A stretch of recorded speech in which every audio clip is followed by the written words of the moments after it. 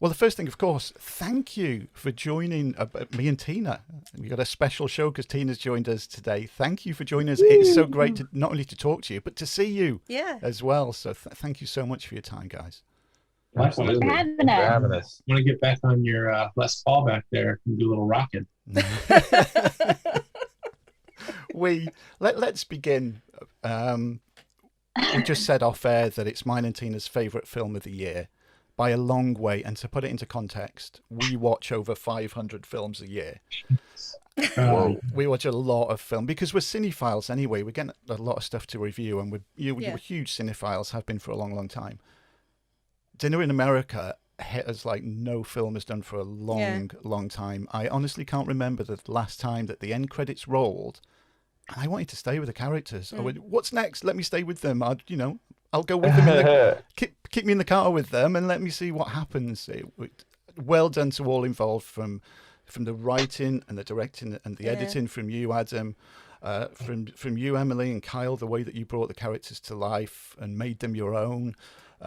And again, I won't say Tina's age because, it's rude with a lady. But I'm a 56-year-old man in Wales who really connected with these characters. And I think that says a lot for all of you with the writing and the performances. So, again, everybody watching this and listening to the audio show. Or it says very little for the sort of status quo garbage that's just kind of churned out all the time, Yeah, there's that way too, most definitely. Yeah. A little bit of I wouldn't bring up the diaper shit that's just been happening for like the last 20 years. So just thought I'd mention that first. Well, we watch so many films that a film has to be really outstanding, especially for me because my attention span's terrible, for me to actually remember what happens because we watch so much. And we just watched the film again last night. And we were just pissing ourselves laughing all the way through it. And going, it's the dead cat. Fuck a cat. We were just like laughing all the way through it. And it's just, there's a lot of things about it. But the one thing in particular I really love about this film is I love you, Kyle. I love you, Kyle, you and your axes. But Emily, I love you as well. But it's the fact that Emily's on the spectrum, but you don't talk about it. You don't. It's just completely normal. He falls in love with her. It's just incredible. I've never seen a story like it where this girl. It's different characters. It's characters that we're not usually shown in films that are so good, which is really good to watch. And where did this all come from, Adam? What's the sort of the genesis of how Dinner in America began? I've explained it too. Like I do a lot of like artistically, things are very improvisational for me and very fast. They come to me really quick. So this particular film I pinpointed to being a student in college at UNL, University of Nebraska, Lincoln, and seeing flyers for a laboratory where you could do clinical trial study work for some pretty good chunks of money. And some of the studies were like, over your holiday break, you could make $2,500 or $3,000. So I just always wanted to do that, but always was too chicken shit to really do it. and because I didn't really know what was going to happen in the studies. And then just fast forward 10 years from there, and I'm at my parents' house. It's Christmas time and it's snowy, and I'm walking in the street, and the sound that my boots were making, the cadence and rhythm of that made me conjure up the Simon character. And it also had to do with that flyer 10 years ago. I thought about a punk rock kid that was like trying to finance his studio recordings with these like, going to laboratories and doing studies. And then that was like a seed that I just kind of nurtured and watered for many years, didn't do anything with it. And it became a project called Kicks, and it was kind of a different storyline, and it floundered, and I went on and did other things. Around 2009, I was writing something called Dinner in America. It was just sketches of Patty, Kevin, Norm, and Connie, this like American middle class nuclear family. And it was just riffing and just doing just stuff in like exercises basically. And it didn't really have a storyline. And at some point I decided around 2013, what if I merged that idea that I had with this Simon character into this thing with Patty and her family? And then it became like a movie, and that became the movie. And I liked that a lot and decided just to go with that and experiment to do. So I put the first 10 pages I'd written in 2006 at the front end. And then I did some scene work with Patty that I had already done, and did basically a day in the life of Simon, a day in the life of Patty. And then I combined the two together when they meet in that alley. And that's when the film sort of took off and like breathed this fresh life for me as a writer. And it was like exciting now to put these two characters together and see how they would interact. She brings him home. He's seeking refuge from the police, brings him home. And then the film just sort of took off, like it was very exciting. I didn't use an outline. It was just an improvised, type of script. And it's one of those films where you really cannot see anybody else in the characters of Simon and Patty. You really can't see anybody else. So when it came to the casting, was there any more involved? Was it a long process, or was it pretty quick with the casting? It went over many years, and there were a couple configurations with actors prior that had fallen apart. I mean, obviously, I'm glad that they did, because I feel like the version that we shot was the version that was meant to be, and it like came to fruition and it happened. I mean, that's a thing with films that happens all the time. It's super, super common. So that's like people's schedules change and they can't do this project and now they can do this. But it just sort of worked out the way that it was supposed to. And honestly, I felt the deepest connection with Kyle and Emily anyway, out of the configurations that there were. I just felt such a deep connection with the two of them that it was a no-brainer that was the version that actually, ended up happening. I was watching an interview with both of you, Kyle and Emily, the other day when you were saying that you got 2 weeks rehearsal as well. And how, obviously what a luxury it is to get 2 weeks rehearsal. Yeah. What were sort of the main things that came together for both of you during that 2 week period that you then took forward into the film itself?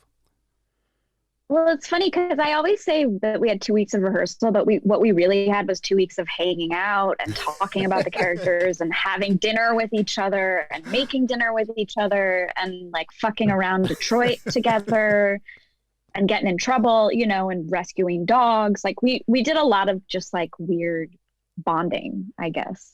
It was mostly bonding. But we also wrote the music in those first 2 weeks. In the first 3 days. So the music was done and locked immediately. So there was like a reference point where we were going with the film. Like we knew in the crucial part of the film, like when it gets to that song's got to be on point and emotionally has to be the, cathartic part of the film for the audience, like who's been on this fucking ride with everyone the whole time, like it's a lot of it's rocky and all over the place, but that moment like is the moment where you see what this girl has to offer, and it's great. I mean, Emily knocks it out of the park. It's and I think those 2 weeks were important to build, just to build a trust between the three of us. We really got to know each other. We really got into some very personal stuff very quickly. I mean, even just, like Adam says, it's like nothing brings you together quite like music. You know what I mean? Like things like that will bring you together very, very quickly. And Emily coming and watching me record the punk music, and then me getting to sit in and watch Emily and Adam write the Watermelon song together. It just informs a lot. And they're these very, what's the word? It's just a very kind of vulnerable experience, going through those things and sharing those things with each other. So to be able to be a part of such a personal moment and not just, the character building with Patty, but also, getting to see who Emily is and how she works and how she operates and stuff, that by the time we got to set, we were like ready to go. Like I trusted Emily trusted me. And, I knew after the first day or two of shooting, it was like I could throw whatever at Emily and she is going to be there to catch it, you know, and if I go off the rails, Adam's going to be there to guide me back. And it's just like real magic. And that was so huge, especially for a film like this, where the tone and the story are so heightened and elevated, you know, you can't hold back. If you're sitting there and operating at a 6, this movie doesn't work. These characters have to be at a 10, 11, 12, and you need to, you know, you need to trust each other. You need to trust that if I fall, I have these people there who are going to catch me and pick me back up. That's something that Kyle just said, though, about the 10, 11, 12. Like, that's what cinema can do that other things can't do. That's what, like, a song can't do by itself, or just visuals can do by themselves. It's that combination of a sound effect and a zoom and a this and a that makes the cinematic space. So it's like the operating has to be at a 10 or 11 for this particular film, because nothing else configuration-wise, it would be total flatliner if it wasn't that sort of heightened, you know. And that's what I love about cinema and what cinema can do, is that it can do those things, and you have like all of these elements that you can play with in the design. That's what makes it super fun and super entertaining. I'm a cinephile too, you know, like along with you on that. I don't watch 500 a year anymore, but when I was in my 20s, I definitely was watching that many films a year. Because I've been on record loads of times. One of the things I love in films is that it's an angry character, but there's not many characters. You got it, baby. There's not many that really sell me with angry, but I love a good angry character. Simon in this, Kyle, you nail angry in this this from the beginning. I was like, oh yes, here's an angry character that I love, wasn't it? Yeah, Simon's an angry dude. That cigarette, when he comes out, and that cigarette, it's fuck that. All the spit, like just going back. Dude, we shot that scene so many times, and what you can't really see is I am kicking the living shit out of that door. Every take, I was just like, I am gonna fucking shatter the door of this like rec center, and they're gonna like kick us out. I mean, I was just smashing. Like, nothing could be done lightly. Like, in the end, that cop car is fucked. I mean, I wrecked the whole side of that cop car. I mean, me and my boots just like destroyed. I mean, everything was just, it was just one of those things. It was like, it was amazing to basically be able to be like, no fucking rules, man. Like, you know? It's funny because I think the one rule we did have was that it had to be genuine. Even though it was at 11, it was very deeply personal, which I, as an actor, like I hadn't really thought about. Like, characters that are huge have to actually be so specific and personal in order to really work. And when I first read the script, I wasn't thinking about how Patty was me. I was like, who the fuck is Patty? This person's crazy. How am I ever going to portray this person? And then it very quickly became very personal. I knew within like seconds of speaking with you, honey. I knew within seconds. Okay, I knew so quick. I knew so fast. This was a deep journey of me really getting to know myself and love myself. Well, I love you, and we love you very much. Yeah, we are very loved by Patty.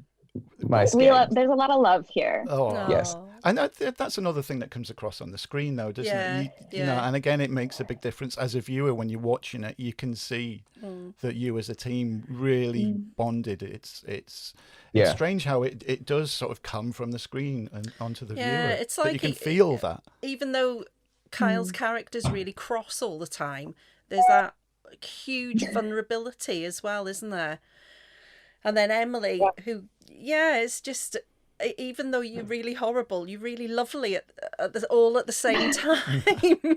Well, I think he means well. You know what I mean? Absolutely. He's definitely like, he's at odds with the world. I mean, he's definitely fighting and pushing against a lot of things, but at the same time, like, his moral, like, I've said it before, like his moral compass is in place. Like he stands up for people who are picked on, pushed around. You know what I mean? Like he's like, go ahead, hit me. I don't give a fuck. Like let's go. Like he's and it brings me kind of to not just Simon, but Patty. Like what I love about this movie is like these two are so authentically themselves and we don't try to change them at all. Yeah. You allow these characters to be who they are. It's not like Patty has this transformation of like, and now she's this. It's like Patty is herself. And by the end of it, you get to realize how wonderful that really is. Yeah. And it's the same thing with Simon, that it's like for all of his bumps and whatever, and like, but there is something about him that you can't deny, that it's like, dude sticks to his guns, and I respect that. Right. Like love him or hate him, at the end of the day, like he's authentically himself. And so is Patty. She is who she is. And that's why these two work. They don't try to change each other. They see the good in each other and they actually make each other better. Yeah. Right. Instead of boxing each other in, they're right. not labeling. That's what I mean. They don't change each other in a way of like, I'm not walking out of a room wearing a suit in one scene. You know what I mean? Simon's got it together now. He's right. And he's part of the real world now. Yeah, right. It's like there's nothing wrong with you, and there's nothing wrong with me. Yeah. Right. Patty, and I think what's interesting too. Collection, yeah, he's gonna fit in. He's gonna fit in just fine back at uni. So. Yeah, right. Patty hates pearls. Patty doesn't like a string of pearls. What were you gonna say, Emily? You think what's interesting is what? I think it's interesting too, because I love that you picked up on the possibility of Patty being on the spectrum. And I think that is something that's really important in the film. But I think what's also important is we never actually say Patty's diagnosis. We just know that she is over medicated and probably misdiagnosed when you really think about it. So that was important too, because I didn't want people to, I think often when people hear someone's diagnosis, it labels them, it puts them in a box. And the fact that the audience never knows what she's diagnosed as allows them to really get to know who she is as a person and not be, have some predetermined bias based on that diagnosis. Because we don't get to know everybody's diagnosis. Yeah. I don't know your diagnosis. There are so and many I don't people get to. that I wish could see this film, that we hope will encourage a lot of people to watch this film. Not only because it's a great film, but again, going back to Patty's character as well, the fact that she's not put in a box and she's just leading a completely normal life is just so life-affirming and so positive, isn't it? And so different as well. There's nobody else has done this. And well look what done, can happen Adam. when someone comes. Right. What can happen in the cinema space, that's what's unique about it, is that, this is what we should be doing in this space. Yeah. So it's like I said before, there's just so much diaper shit, like just throw away fucking crap. Like, and it's like, it's straight pain to make a film like this. It's straight pain to it took almost 6 years from writing it to getting it shot with these two. 6 years. Wow. So you got to be a masochist to want to do it, What was it like at the editing stage? Because you must have, again, when you come into editing, there's so much stuff. You go, that's a great shot, but I've got to lose it for this shot. It's like music, you have, and what happens with Kyle and Emily, they give you a lot of options within a scene, but then you have to treat everything like it's cause and effect. So if you go that route at minute 3, that affects minute 17, it affects minute 23, it affects everything down the line, like every decision you make editorially, and what you want to explore with those nuances, so that you have to manage those, and you have to say, well, if I do this here, then it's not consistent with what happens there. So there's a lot of management, because actors give you a lot of gifts. They'll give you a lot of gifts. And a lot of, people always say with writing or with editing or whatever, you got to kill your darlings, right? So there's a lot of times there's a great scene or a great thing that happens that you love that might not work in the context of the film. From like when you start fine tuning those nuances. I mean, the first thing you do is you lay out everything sequentially, the whole thing, all the scene work, and then you analyze it. And then you start whittling it away and you start fine tuning. And a lot of those options, all red flag areas where I've got 3 or 4 options from Kyle, 3 or 4 from Emily, and you just start trusting intuitively and building on that. And then it becomes very obvious after a while, like what you want to do with it. Because you can go many different ways, and you just have to be very aware of what you have. So you have to know all of the footage, every shot, everything, like to really do it. Like you can't just rely on something that the script supervisor checked, like was a great take. I mean, it may not be what you want. I mean, the opening shot of the film is a rehearsal take where I like the fact that Kyle's half of his face was slightly out of focus. And then it came into focus, and I chose that over the takes that we actually did. It was like a warm-up take, but I liked it more because was missing some real estate, some assets that were I had a different design for the head of the film, and I needed to compress everything. When we got to, every independent film has one thing in common, like it's always a first act problem when you're cutting every time. So my first act was way too long. Like Simon and Patty were meeting at 39 minutes. In the script, in the film, the finished film, they needed 23. So there's a huge jump in there. Like, you're talking like 15, 16 minutes of stuff that's out of the first act now, because it was taking too long for them to get together. And what really needs to happen, the film activates after that happens. So I needed to compress that front end. And part of that was me redesigning it. And part of it was working with John Swihart, the composer, as we started to figure out something that was going to like propel this thing in the way and the rhythm that I wanted, which turned out in this case to be this sort of EDM, big distorted drum machine beats without melody. We had experimented with stuff with melody, and it just wasn't right for the movie. It needed to feel just like this rhythmical thing. So we did that and compressed a lot of the front end just to get us into like the Simon and Patty story. And that was my solution to it. So I mean, where you start and where you end up they're just so far from each other. Yeah. And you make a lot of hard decisions along the way, and you cut a lot of stuff out. You kill a lot of darlings when you're doing it. Well, I know for us, every decision was perfect for us. I can't say enough how much we loved this film. With all the films. I was also given time, by the producers, and they were flexible like that with me, like finding it and landing there, which is like, again, when you're making something like this, just to arbitrarily say to somebody, you have to do it in 8 weeks. It's fucking insane. Like it may take longer than that. It's just like, I just wish there was more of appreciation, for shooting things and giving it the proper amount of time to do it, like treating projects not as line items in a fucking budget, but more as like an artistic endeavor. You fight that every time when you have collaborators like Kyle and Emily.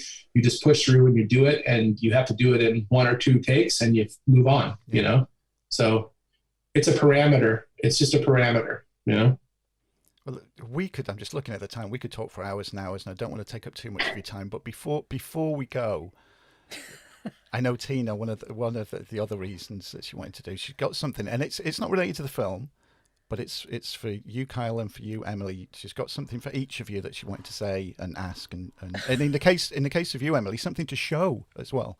So over to you, Tina. Okay. Oh, don't worry. I just I follow both of you on Instagram. And your Instagrams are like my little happy place, like Indy's birthday, you chopping loads of shit down, and then there's Emily with her amazing tomatoes. Which but you say tomatoes, don't you? Beautiful. So these are my tomatoes. Yeah. Look at the bloody so colour. Beautiful. They're not though. They're hard, and they're bright green. Because it's so bloody cold where we live. Yeah. So I was wondering. I was going to say Wales is tough for tomatoes. So try them. Diamond. Oh, a broken one. So it's I just think one. Adam's right. You should fry them. Fried green tomatoes. Adam's right. Oh, Yeah, of course. I never thought of that. I you think go. they taste a bit disgusting, though, to be honest. You bread them and fry them. You're gonna love them. Really? Ooh, Yeah. I don't know. Yeah, don't waste them. You got it. You got it. Tina, you just gotta fry those suckers. Look up the recipe. Okay, all right then. I will. The whole movie based on it. Yeah, literally. Yeah. Well, I'd like to ask before we go, Adam, please make Dinner in America, Supper in America, because I want to know what happens to Patty. Oh, no, it's Breakfast in and Wales. Simon. If only. Breakfast in If Wales. Breakfast in only. Wales. Get in here. It's Breakfast in Wales. Let's go, baby. Let's go overseas. Let's go. Let's do it. Fucking in. Have you ever been to Wales? Psyops does a UK tour. What's Yeah. the title in Welsh? Can we hear what that would sound like? America's the same. Dinner be Cacan di America? Hachen. You have to have a really good mouthful of spit to speak Yeah. Welsh. Yeah. I love And it. spray everybody. he's Kyle with that English. cigarette. Kyle with his broken cigarette. Well, All those cigarettes, hundreds and hundreds. Oh, yeah, definitely. Oh yeah, we should talk about that briefly. Like poor Kyle. Like seriously, that was the thing that nobody knows too. There were more scenes with cigarettes that we cut. I was just like, oh, let's just stop doing this for a while. Let's just like Kyle's like, no, it's okay. I'm all right. Like, let's just not do more cigarette scenes. There's like 5 scenes in the whole movie I'm not smoking. It's insane. Oh, for the sake Yeah, of the edit, right. for the sake of the edit, we'll say goodbye, but we'll say goodbye properly off air. Again, everybody watching this, everybody listening to the audio show, Dinner in America. If you haven't seen it yet, Best watch film it. of the year, If you have watched hands it, down. you're going to watch it again, like we Yeah. have definitely. Buy it. The Arrow Films Yeah. Blu-ray is fantastic, It's great. and fingers crossed that we see, like I said, Supper in America, based in Wales. Yeah, Breakfast in Wales. Breakfast in Okay. Wales. Based in Wales, and we look forward to everything all of you guys Yeah, do, and definitely. and good luck and best wishes, and thank you for such a great film. Thank you. Thank you. Thank you for Thank being on. you. Thank you for watching.